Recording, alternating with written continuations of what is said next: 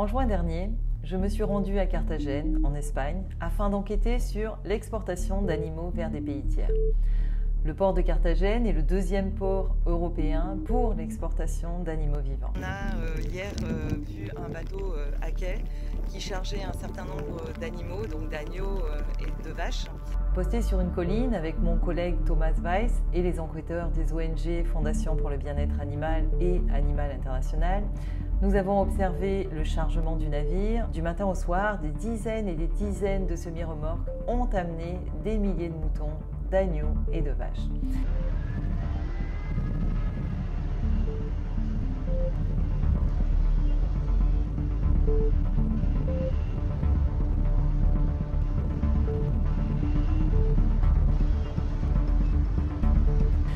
Ce qui m'a tout de suite frappé, c'est le caractère brutal du déchargement. Les moutons ont été bousculés, frappés, ont reçu des coups de pied pour qu'ils descendent des camions, puis montent directement sur le bateau.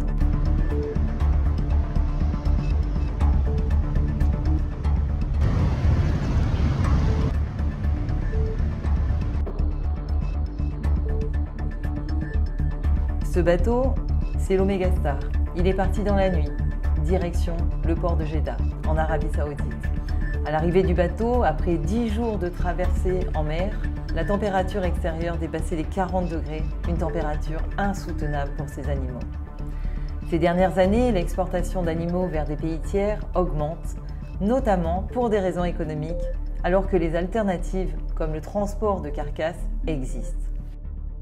Le problème, c'est qu'on élève un animal à un endroit, dans un pays, on va l'abattre dans un autre pays. Et pourquoi? Parce que ça coûte moins cher, juste par rapport au profit.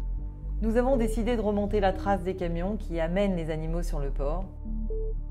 À quelques kilomètres de Carthagène, nous avons découvert des fermes d'engraissement, à perte de vue, qui témoignent de l'absurdité du système d'élevage industriel.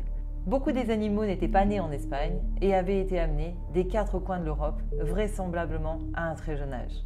Les boucles à l'oreille des vaches présentes montraient que certaines étaient nées en France. Une vache qui est née en France, qui a été transportée en Espagne dans une ferme d'engraissement, donc elle va être nourrie en Espagne et elle va grandir en Espagne, puis ensuite elle va être chargée sur un camion ou sur un bateau pour aller directement au Moyen-Orient. Donc voici l'exemple concret de ce qui se passe aujourd'hui avec la plupart des transports des animaux vivants.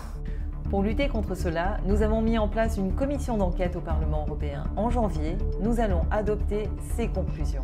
Nous demandons l'interdiction de l'exportation d'animaux vivants vers des pays tiers. En 2023, l'Union européenne va revoir l'ensemble de sa législation sur le bien-être des animaux d'élevage. Soyez au rendez-vous.